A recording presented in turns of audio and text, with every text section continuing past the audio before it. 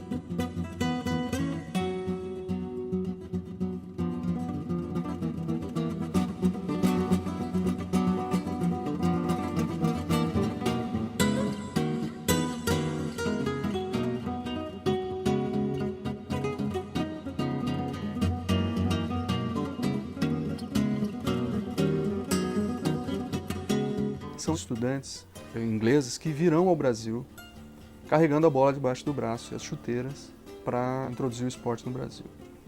Eles vêm como elite, eles vêm porque eles têm o dinheiro, e aí o esporte, portanto, no Brasil nasce como um esporte de elite.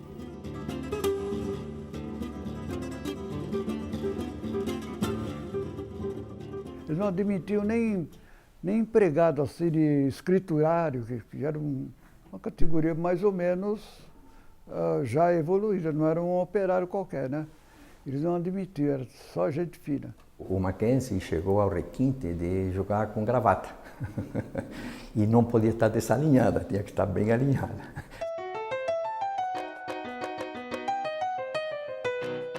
As mulheres iam com seus vestidos longos, os homens, né, com seus melhores ternos, assistiam o jogo de futebol. Muitas vezes depois dos jogos tinham cerimônias, festas, celebrações. Era um evento para ser notado, um evento da elite para a elite. Eles se associavam ao discurso eugênico que fazia da melhoria do físico um meio de melhorar também a própria raça, a própria nação.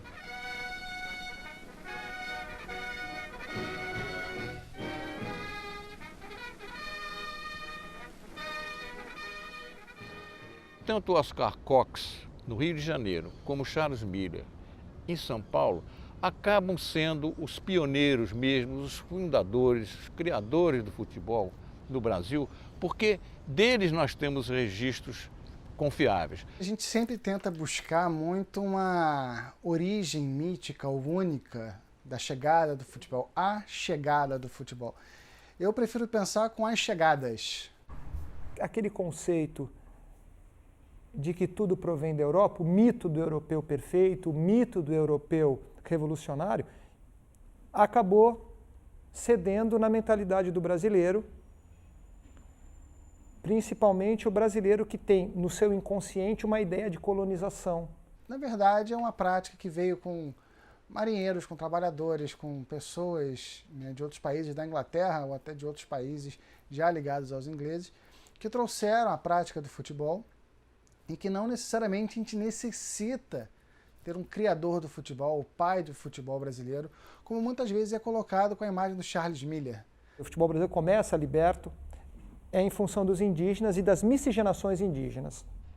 A origem da estética, do movimento, da batida na bola, ele vem dos guaranis brasileiros. Talvez Ialupiti, Chical, Craó, algumas tribos brasileiras que já praticavam o futebol.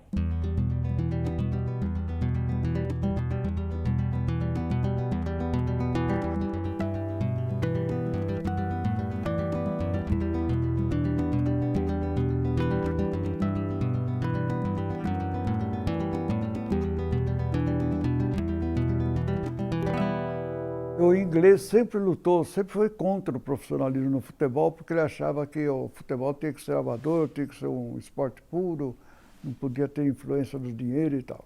É um pouco uma tentativa, um meio, né, uma estratégia de se manter um controle da elite sobre o esporte, já que a elite é que poderia, de fato, praticar um esporte de forma amadora, né, por não ter os compromissos que outros grupos mais populares teriam de trabalho e de esforço físico, braçal. Tinha negros, por exemplo, que queriam jogar futebol, eles não deixavam, né? O Campeonato Carioca, por exemplo, na Federação do Rio, declara explicitamente no seu regulamento que não podem jogar times cujos jogadores não têm emprego. Significa, se ele não tem emprego, ele está ganhando dinheiro com o futebol, então não pode. O cara tem que provar que trabalha. Os primeiros jogos são jogados em lugares que são improvisados. Então, por exemplo, as traves eram de bambu, amarrados com barba, mas isso era tudo romântico. E a bola era de couro. Conforme pegava terreno assim muito áspero, ia raspando aquela camada de proteção que tinha o couro. A primeira poça d'água que a bola entrava, ela alterava o peso. Se por algum acaso tinha um choque entre um jogador e outro, e a falta se dava, tinha que ajudar a levantar e apontar, dizer, não, eu fiz a falta, você não precisava nem de juiz. Enquanto em alguns outros países os termos do futebol foram adaptados e foram traduzidos desde o início, né, no Brasil a gente manteve os termos, a utilização dos termos em inglês por muito tempo, como o shoot, né, o chutar até hoje, vem do shoot de inglês, o corner, né, por muito tempo se usavam as expressões dos jogadores, né, as posições dos jogadores ainda em inglês, o halfback, o forward. Em 1908, quando começou o campeonato, eles fizeram uma regra, passaram uma circular para os torcedores que estavam em campo, que não podiam vaiar. Os jogos no velódromo, o ingresso não era barato. Começaram a cobrar ingresso, porque antes não cobravam, porque, enfim, era tudo amador, não tinha que cobrar nada. Começaram a cobrar porque teve gente que queria assistir e não se comportava, na opinião da elite, adequadamente no estádio. Vaiava. Já nos anos 20, você já tem um movimento operário organizado na esteira da Revolução Comunista na União Soviética. Aí vem um movimento operário italiano aqui também, organizando os operários italianos e tal. E essa turma é que vai, já que não pode jogar os torneios disputados por essa elite, vai tentar criar os seus próprios torneios. Surge a várzea e tal nesse contexto. Várzea do Carmo é onde ficavam os burros que puxavam os veículos da companhia elétrica. Tinha que expulsar os burros para poder jogar futebol ali. Por isso chama várzea, porque era na Várzea do Carmo. Quando eu cheguei aqui em São Paulo, as margens do rio Tietê, dos dois lados, o que tinha de campo um atrás do outro. Ali perto do Bom Retiro, tinha dois campos, uma trave era coisa assim, distância de 1 metro, 5 metros, 10 metros, uma da outra. O Bom Retiro era um palco da nossa várzea. Vários campos e várias aceitações do futebol. O futebol começa a ter uma visão romântica e uma visão poética no estado de São Paulo, no Bom Retiro.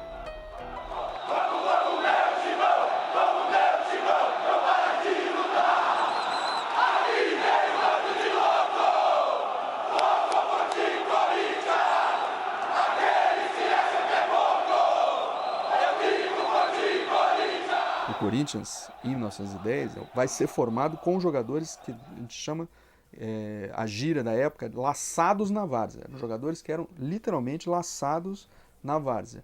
O Corinthians surge para brigar com o status quo do futebol paulista e brasileiro, portanto. É um clube do povo, de massa.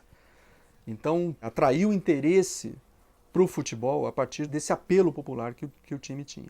Porque aqui em São Paulo era basicamente, ali onde é o Bom Retiro, eram descendentes ou italianos ou descendentes de italianos. Não tinham dinheiro. Como ele foi para a Fazendinha, que era ali na zona leste de São Paulo, e aquela região do Tatuapé, toda aquela região ali, ela era ocupada, em grande parte, pelos espanhóis. E esses espanhóis, tendo proximidade com a Fazendinha, com o estádio do Corinthians, né, eles passaram a se incorporar. E os italianos, que eram, vamos dizer assim, um pouco mais exclusivistas, né, resolveram, acharam que tinha muito espanhol no meio da italianada e resolveu montar um clube próprio. E aí eles acabaram fundando o Palestra Itália. Depois ele vai mudar de nome para Palmeiras, já na guerra. 35, João Vitor, 45, número 90, Pato Santos, número 9, Wellington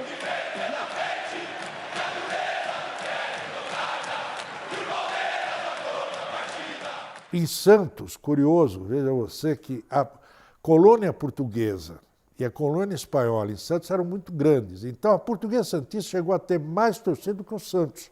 É que o Santos depois cresceu tanto com o time de futebol, com aquele famoso time dos anos 20, com Feitiço, com Araquém, com os 100 gols, né, Siriri, Camarão e tal.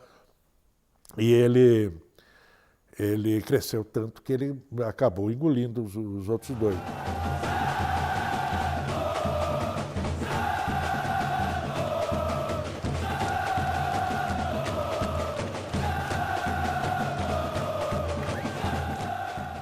E em São Paulo,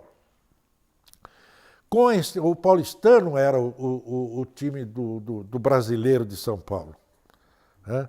Com a extinção do paulistano, ficou sem. Esse brasileiro de São Paulo não tinha um time para torcer. E aí surge o São Paulo.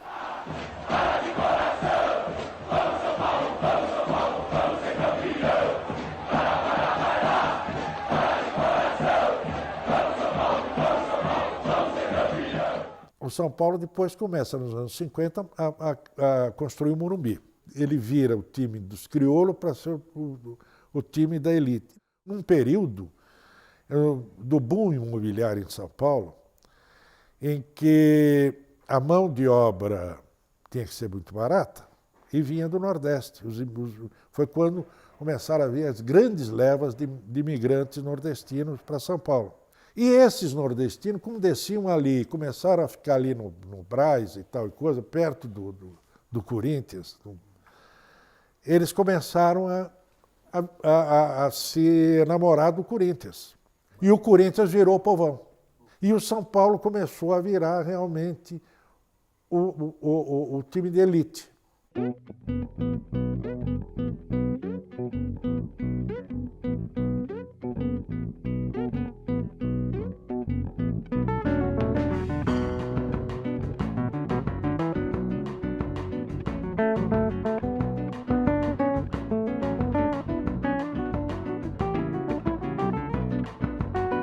No caso do Rio de Janeiro, o que aconteceu é que o primeiro clube destinado exclusivamente ao futebol foi o Fluminense Futebol Clube.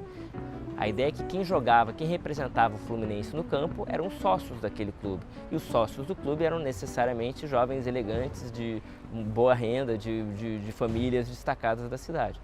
Os times do Rio de Janeiro são times de elite, esses três times, né? O Fluminense, o Flamengo e o Botafogo. O Flamengo, fundado primeiro como um clube de regatas, né, da elite dos jovens do Flamengo, vai se manter assim por alguns anos. O Fluminense e o Botafogo fundados como clubes de futebol. O Botafogo tem um perfil muito semelhante ao do próprio Fluminense, né? Com a diferença talvez que tenha mais jovens nacionais, mais jovens brasileiros, não era mais a ideia do estudante que vem da Europa trazendo a bola, já eram jovens daqui mesmo, mas que conhecendo as novidades e a elegância do jogo, formam também um clube no seu bairro, ali jogando nos Lagos dos Leões, um clube que tinha um perfil tão restrito quanto os demais. O que complicou essa guerra? O fato de que entre os principais clubes formados no Rio de Janeiro, de início, constasse um que tinha um perfil muito diferente dos demais, que era o Bangu. Então o Bangu era um clube que em pouco tempo era representado nos campos por trabalhadores e por trabalhadores negros e mestiços, o que, do ponto de vista desses sócios dos clubes mais elegantes da Zona Sul, era um problema, era um pecado. Por que o Bangu, no Rio de Janeiro, é o pioneiríssimo em ter jogador negro jogando por ele? Porque também era um clube fundado numa fábrica de ingleses no bairro de Bangu, no subúrbio de Bangu. O Francisco Carregal é tido como um dos primeiros jogadores de feições negras a compor um time da Liga Metropolitana, justamente porque ele era trabalhador da fábrica de tecidos de Bangu e passa a fazer parte do time do Bangu. Ele é o que causa o incômodo que leva à delimitação de uma lei, ainda nos primeiros anos da prática do futebol no Rio de Janeiro, proibindo que negros e mestiços fizessem parte dos times principais da liga.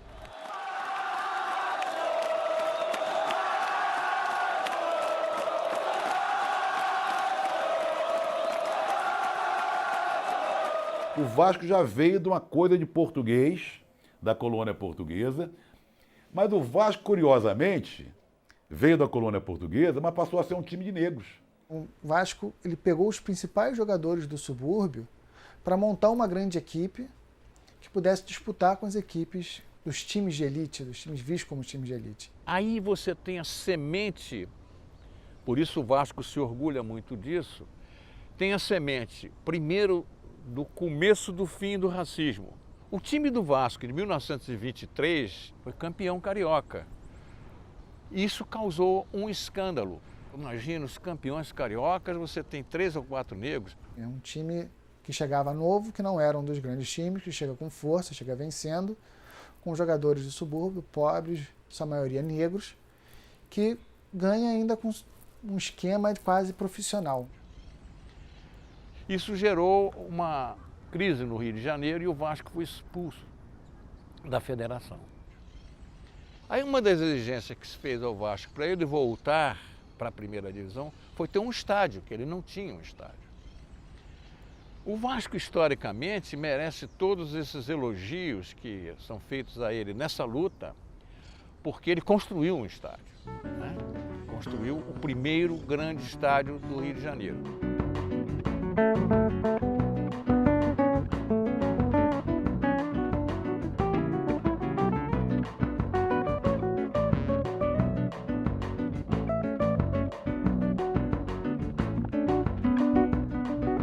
Vários jogadores de futebol tentavam encobrir as marcas da sua suposta origem negra ou mestiça, só que é possível ver essa história por um outro lado, que é o da luta desses trabalhadores negros e mestiços nos campos para se fazer aceito.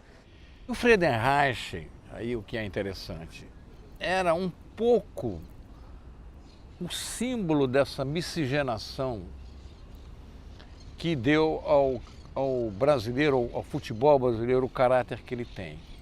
Ele era filho de um alemão com uma negra. E tinha olhos verdes e cabelos crespos. Ele usava, inclusive, uma espécie de touca para alisar bem o cabelo. Independentemente disso, ele era um jogador de grande habilidade técnica. O maior exemplo disso, que ficou consagrado, é o caso do Carlos Alberto, um jogador que veio do América para o Fluminense e no Fluminense ficou famoso pela disputa no qual ele estava com um pó de arroz, ele estava, na verdade, maquiado, o que não era estranho entre outros jogadores do período, já que o futebol era um evento social, ele estava maquiado, com o cabelo penteado e isso, quando derrete a maquiagem dele, logo se começa aquele grito, o pó de arroz, o que se cristalizou depois com a ideia de que o Fluminense obrigou ele a usar o pó de arroz para encobrir o fato de que ele era negro. Em 1922, um repórter do jornal A Crítica da Argentina, o Palácio Zinos, faz matérias para a imprensa argentina, nas quais cita muito negativamente jogadores brasileiros e com um preconceito que fazia associá-lo, os jogadores brasileiros, a macacos. Até que nos anos 30, né, você tem o choque final, né, entre aqueles que defendiam o amadorismo e os que queriam o profissionalismo já oficialmente estabelecido. Então. Quando Getúlio Vargas assumiu a presidência do Brasil, uma das questões que ele tinha em mente era justamente regularizar os esportes no Brasil. Então ele criou o Conselho Nacional de Esportes. O Estado tenta também, de alguma forma, regular e controlar a prática do futebol. Mas isso não era à toa. Isso tinha a ver com o fato de que o Getúlio Vargas tinha testemunhado ao longo da década de 30 a força social que o futebol tinha para constituir o sentimento nacional.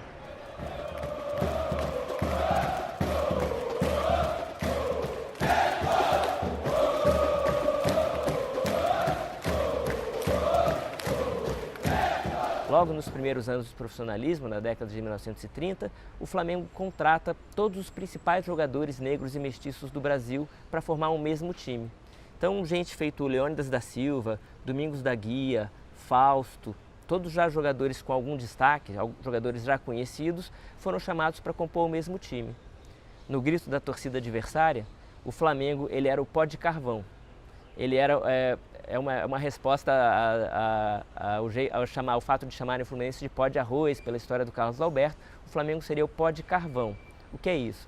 De uma forma ou de outra, é uma maquiagem que tenta encobrir a realidade. No caso do Flamengo, uma maquiagem que tenta dar a ver um sentido popular que de forma nenhuma seria próprio ao que era o clube, que era um clube tão de elite feito os outros.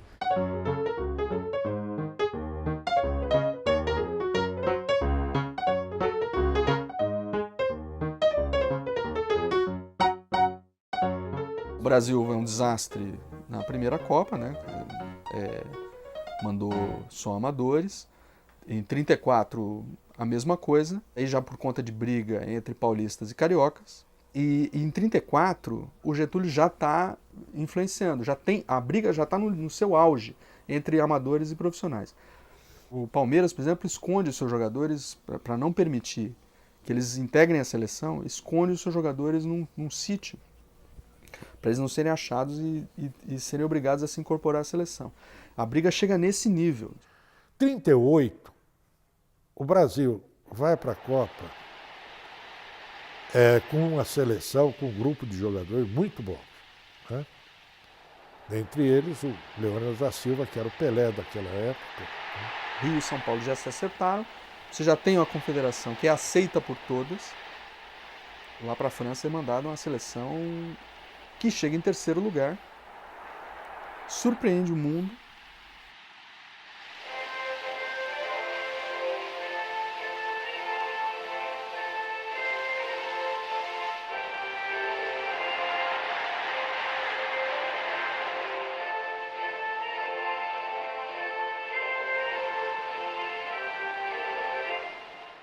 E aí o Gilberto Freire vai falar sobre o mulatismo, o jeito brasileiro de jogar futebol, né? O futebol mulato, que é diferente do inglês, que é diferente do europeu, e vamos começar a nos enxergar de uma maneira diferente do resto do mundo pela via do futebol. E o que ele estava querendo dizer é que o sucesso do Brasil, do homem brasileiro, estaria nisso.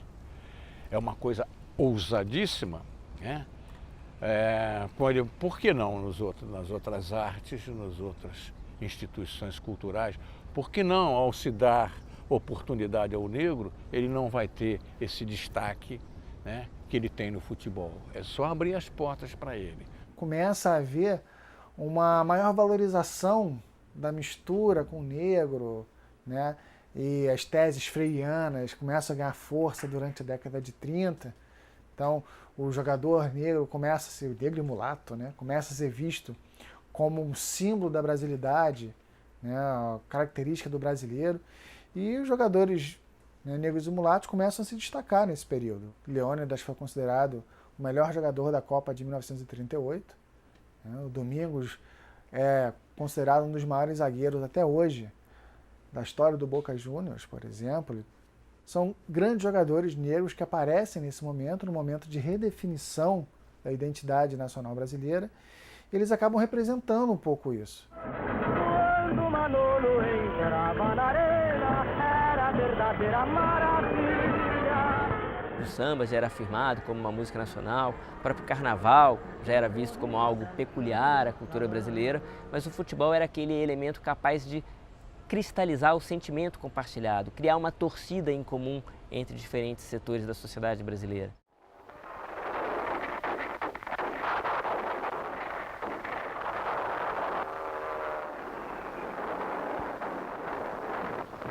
Na época da guerra, o Getúlio baixou um decreto obrigando todos os clubes estrangeiros a portuguesarem o nome. Aí baixou aquele espírito nacionalista e tal, eixo, né, anti-Itália, Alemanha e Japão, que era o eixo. E começaram a mudar os nomes dos restaurantes, bares, clubes, lojas, né? Começaram a mudar de nome. Germânia virou Pinheiros, o Espéria virou Floresta, e assim por diante, né? E o Palestra virou Palmeiras. Entrou em campo contra o São Paulo, com a bandeira do Brasil, escolheu o periquito como exemplo, tudo para relacionar com o Brasil, né?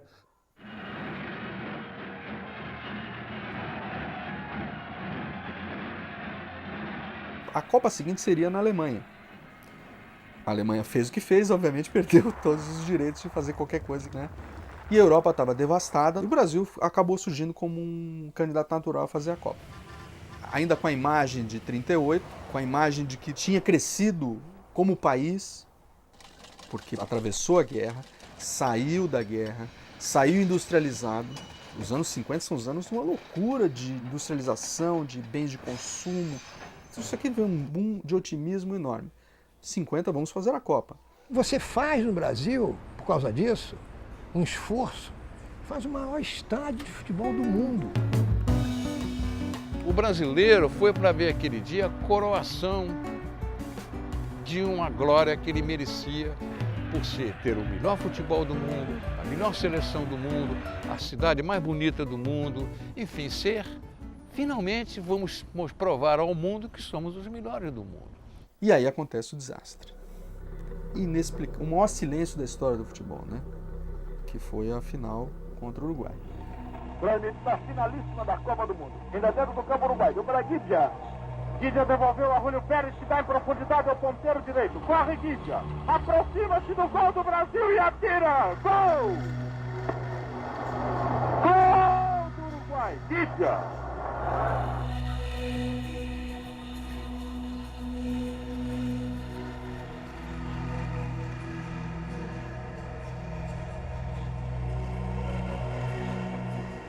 Terminou o jogo com a vitória do Uruguai. Uruguai, os campeões mundiais de futebol de 1950, reconquistando o título. A explicação corrente na época era que a miscigenação tinha atrapalhado a performance da seleção. Agora você separou. O culpado foi o negro. Barbosa, Juvenal e Bigode. O campeão foi o Uruguai, mas o Uruguai era um time europeu, digamos assim, né? De extração europeia. E aí você já começa a olhar para a Europa, que é branca. Em 56, o Brasil fez uma excursão para a Europa. E nessa excursão, o Brasil perde jogos significativos, né? O que resultou no relatório do Flávio Costa dizer que preto não dá para jogar na Europa. Porque não tem comportamento, porque sente medo, porque sente frio, porque não sei o que. Então, esses conceitos racistas aí que são vira e mexe, parece na cabeça dos caras. Houve uma velada implicância que desapareceu nos arquivos da CBD, relatórios feitos na época, também dizendo da emotividade do jogador negro. Isso era dito como uma espécie de elogio. O negro é mais sentimental, ama mais a família. Está entendendo o elogio? Ele é, vamos dizer assim, tem uma espécie de banzo. Quando tudo vai bem, somos o país da miscigenação. Quando tudo vai mal, precisamos valorizar a nossa força mais intelectualmente mais avançada, mais desenvolvida, que é a mão de obra branca europeia. E o futebol vai traduzir exatamente essa problemática, que é o problema de como nós, brasileiros, nos enxergamos.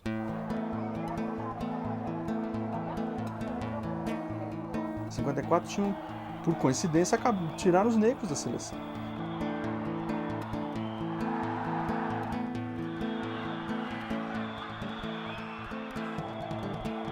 Em 58 eles voltam, voltou, não só voltam, como voltou o negro, né? Que era o Pelé.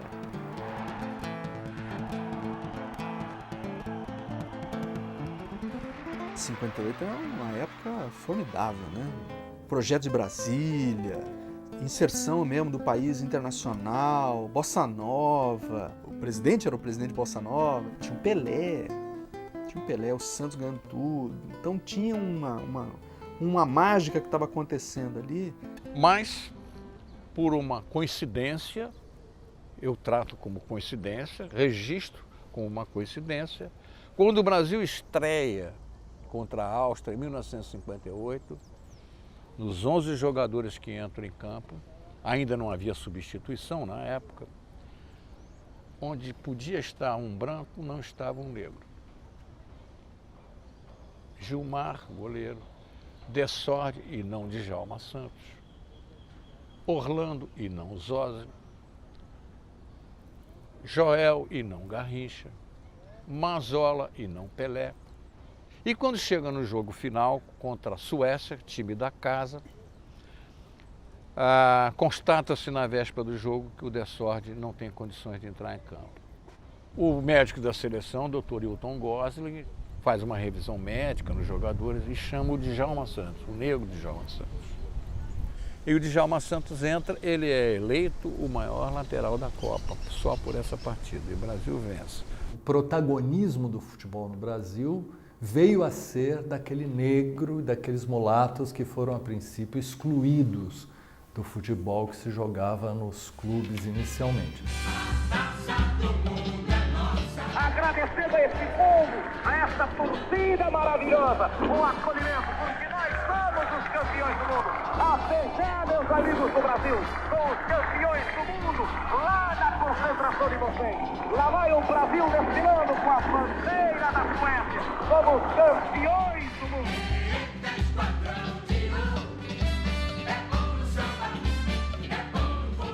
62 repetiu a dose, mas era uma seleção já envelhecida. Você vai ver como é, Didi, Garrincha e Pelé, canta o seu baile de bola. Quando eles pegam no gol, os escrevem de ouro, mostram que é nossa escola.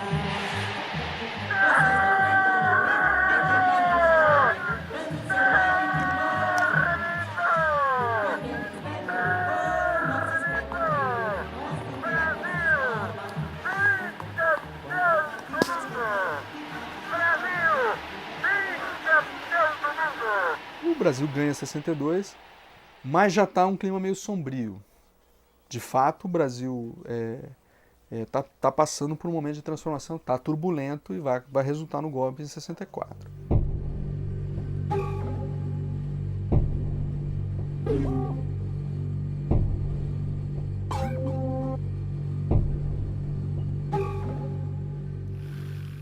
O Brasil vai para a Copa de 66, acreditando que era a seleção imbatível, e tinha todas as razões do mundo para acreditar, né? Tinha o Pelé, o Garrincha já em fim de carreira, mas era o Garrincha, e aí teve essa grande decepção que foi a Copa de 66.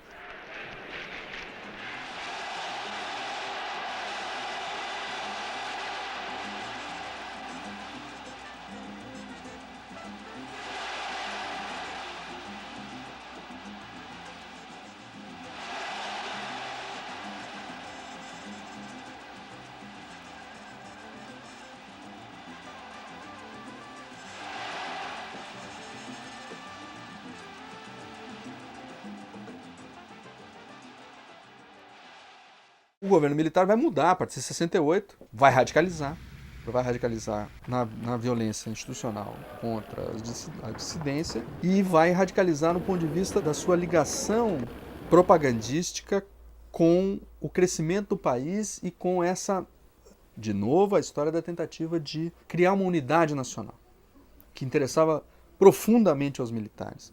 Você sabia que o futebol estava sendo usado como instrumento de manipulação pelo regime militar.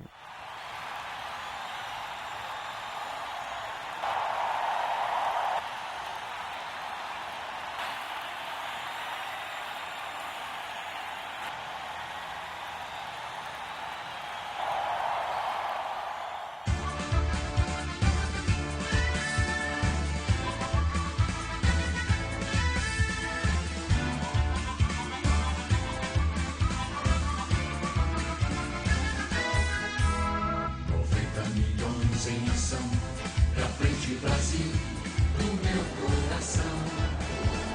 Todos juntos vamos pra frente, Brasil. 70, o Brasil teve o cuidado de montar uma superestrutura de preparo físico, foi eleito pela Organização Mundial de Saúde como o time de futebol mais bem preparado fisicamente, que íamos jogar na altitude do México e ao meio-dia. Sem que a gente quisesse reconhecer, a organização que os militares puseram dentro da seleção foi altamente positiva. O que 70 vai fazer de mal para o futebol brasileiro, digamos assim? Eu não canso de rever os jogos da seleção, aquele futebol fantástico, né, exuberante e tal, mas já era uma seleção militarizada. Você já tem como princípio o treinamento.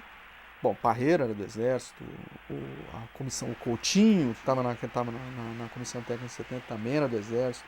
A seleção tinha que ser tratada como batalhão, que é considerar que se você introduzir a técnica absoluta, você ganha tudo.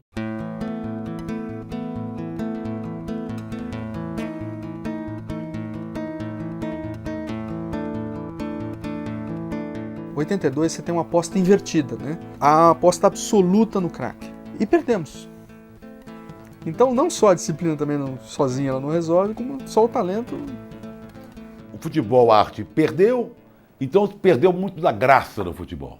Começou a prevalecer, mundo afora, aquela coisa pragmática, aquela coisa da prosa, em detrimento da poesia. Isso mudou muito o futebol no Brasil do ponto de vista tático, porque a partir daí chegou-se à conclusão equivocada de que jogar bem, jogar bonito, não ganha um jogo.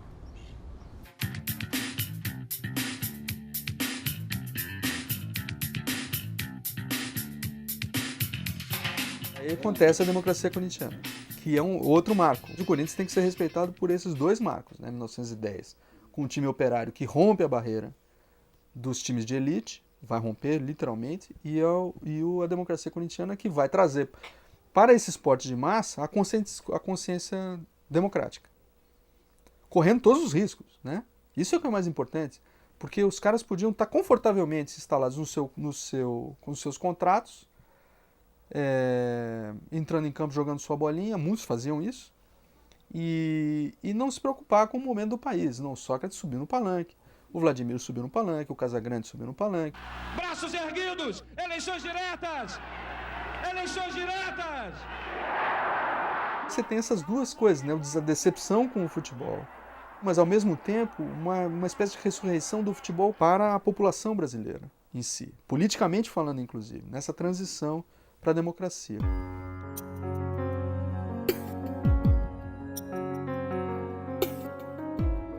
Em 86 é uma Copa que nós não estamos nem lá nem cá, ficamos no meio do caminho, os jogadores já estão indo para a Europa, já tem um êxodo de jogadores importantes indo para a Europa, o Falcão já tinha ido, o Sócrates também vai, o Careca, são jogadores que vão jogar fora do país. Não, ainda não são muitos, mas já tem um êxodo de jogadores. 90 então é um desastre, porque a maioria dos jogadores já está fora do país. E 90 a adoção do modelo inteiramente europeu, né? Inteiramente europeu. Nós vamos ter uma seleção que movida exclusivamente a dinheiro. E os caras taparam o logo da Pepsi, que era então patrocinadora da seleção, porque eles não estavam ganhando dinheiro com aquilo. Mostra que já tinha mercantilizado tudo, que o futebol era da boca para fora, era paixão, na verdade só interessava o dinheiro.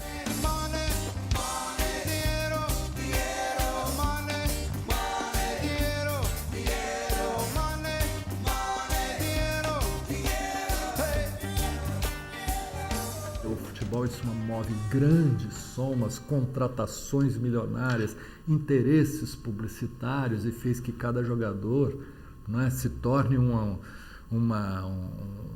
conglomerado de assessores de imprensa, empresário, produtor, advogado, agente de imagem, sei lá o que. Começa a ideia de que você precisa ter executivos trabalhando no futebol. Porque os cartolas são amadores. Estão afundando o futebol brasileiro. E o modelo de visão estratégica do governo Collor na época, e o Fernando Henrique vai incorporar esse discurso do mesmo jeito, temos que olhar para modelos externos de administração. Lá fora que está o segredo do sucesso. E o futebol vai mimetizar isso. para o mal, porque nós vamos matar o talento brasileiro.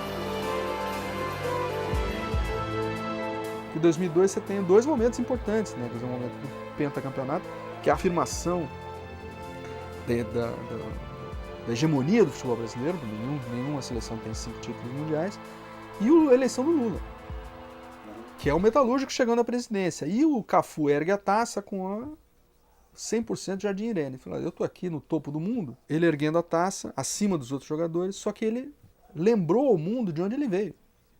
Orgulhosamente. Jardim Irene é onde ele viu os amigos dele serem mortos à bala.